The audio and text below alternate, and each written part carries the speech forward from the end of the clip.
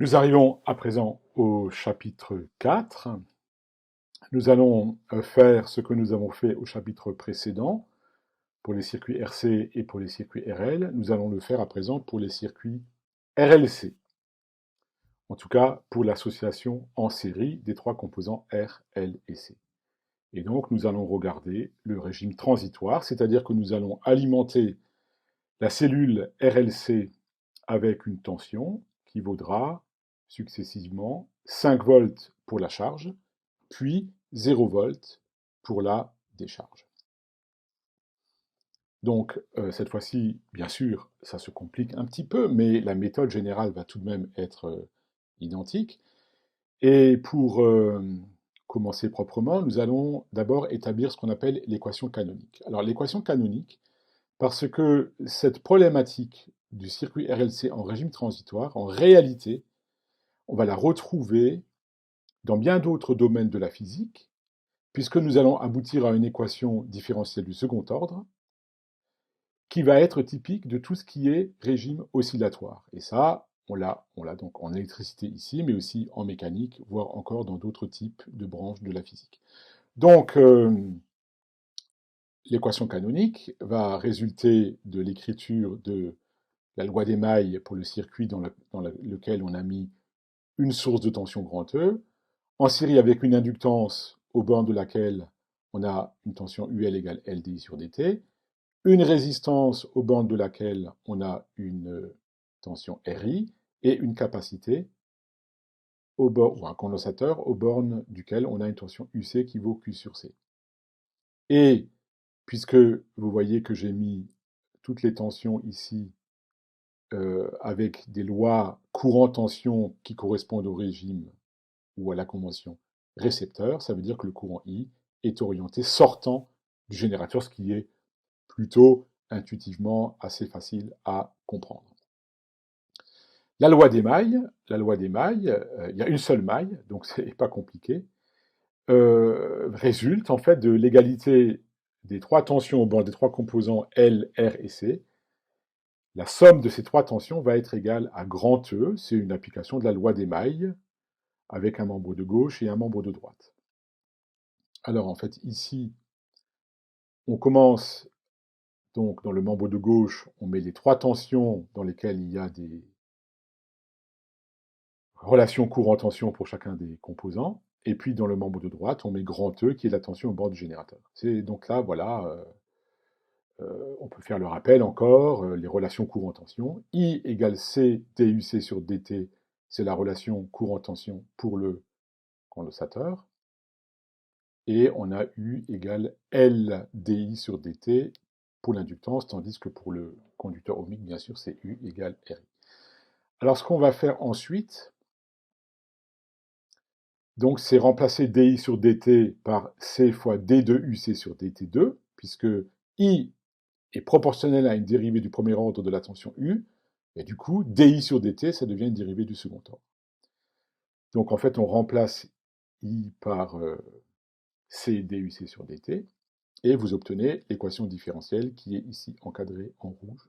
LC, D2U sur DT2 plus RC DU sur DT plus U égale à grand E, si je note U est égal à UC, la tension aux bornes du condensateur. Donc c'est une équation différentielle du second ordre, à coefficient constant, et qui porte sur la tension U aux bornes du condensateur. Alors, ce n'est pas encore tout à fait l'équation canonique, mais pour l'instant, répétons que c'est une équation différentielle du second ordre. Pourquoi du second ordre? Parce qu'il y figure la fonction du temps U de t qu'on cherche, sa dérivée première et sa dérivée seconde, donc du second ordre. Elle est à coefficient constant parce que tous les coefficients qu'il y a devant ces trois dérivées d'ordre 0, c'est-à-dire U d'ordre 1, du sur dt, et d'ordre 2, d2u sur dt2, tous les coefficients qu'il y a devant ces dérivées sont constants dans la mesure où c'est les grandeurs caractéristiques des composants R, L et C. Et c'est là que maintenant, on va la réécrire un petit peu. Alors sous forme dite canonique, il faut noter toutefois en fait que des formes canoniques, il y en a plusieurs. On peut écrire au moins deux variantes. Et à un moment donné, il faudra choisir une des variantes, et c'est ce que nous allons faire. Alors, pour commencer, on divise par LC les deux membres de l'équation. Ça donne d de u sur dt2 plus r sur l du sur dt plus 1 sur lc fois u est égal à grand E sur lc. Il faut diviser par lc à gauche et à droite. Là, il y a une erreur. Hein, voilà. Donc, E sur lc. J'ai oublié de diviser le membre de droite par lc.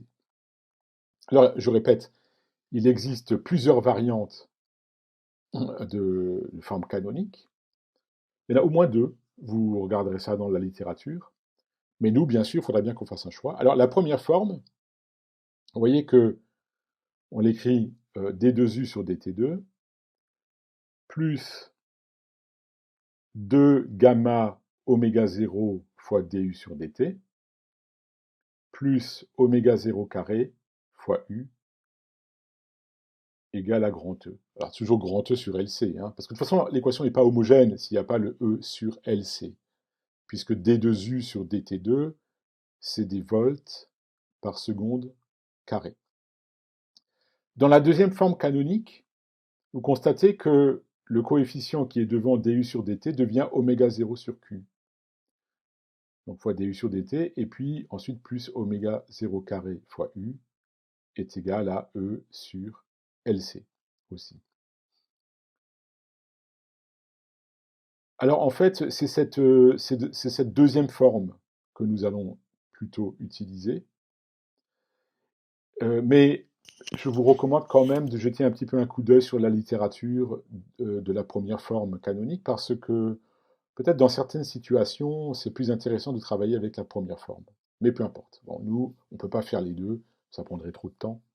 Et puis, a priori, c'est à votre portée de passer d'une forme à l'autre, puisque c'est jamais que des identifications de coefficients. Alors, bien sûr, par identification des équations initiales et canoniques, on obtient oméga 0 carré est égal à 1 sur LC. Donc ça, c'est première grandeur canonique oméga 0 qu'on appelle la pulsation, ça dépend un peu des auteurs. On peut l'appeler pulsation propre, pulsation libre, propre, peu importe. Et puis, Q est tel que oméga 0 sur Q est égal à R sur L.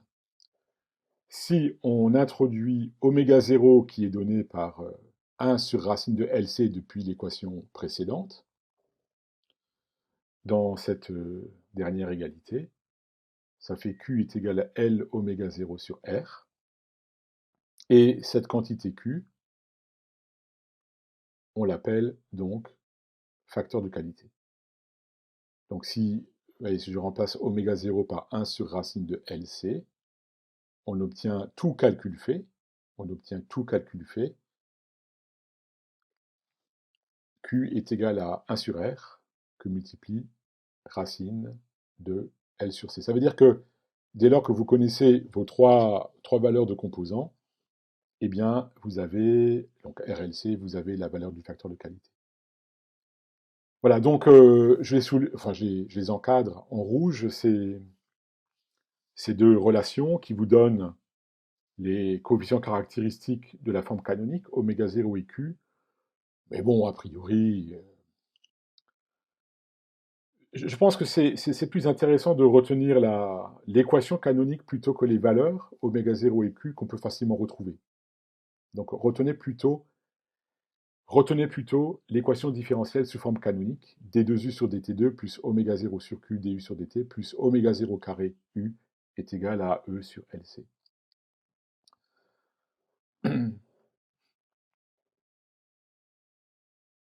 Alors là, il y a quelque chose qui est intéressant. Une des raisons pour lesquelles je vous propose plutôt d'utiliser cette forme canonique-ci avec le facteur de qualité, c'est que, en fait, on peut montrer, et je vous propose de le traiter sous forme d'exercice, on peut montrer que Q, le facteur de qualité, en réalité, est une quantité adimensionnelle. Il n'y a pas d'unité. Il n'y a pas d'unité. Donc Q vaudra par exemple 1, 5, 10, 0,1, mais il n'y a pas d'unité. Et ça, c'est toujours intéressant quand on a affaire à des quantités adimensionnelles. Parce que du coup, ça permet un peu de s'abstraire de la branche de la physique dans laquelle on travaille. Par exemple, un oscillateur qu'il soit mécanique ou électrique, dès lors, ça, pour l'instant il faut l'admettre, mais dès lors que je vous donne sa valeur de Q, par exemple Q égale 10, eh ben, le spécialiste sait que Q égale 10, c'est un oscillateur avec un facteur de qualité élevé. Ça correspond à un régime où l'amortissement est faible. Donc l'oscillateur va osciller relativement longuement avant de dissiper son énergie initiale. Voilà, donc je remets au bas de cette page la forme canonique qu'il est utile de retenir.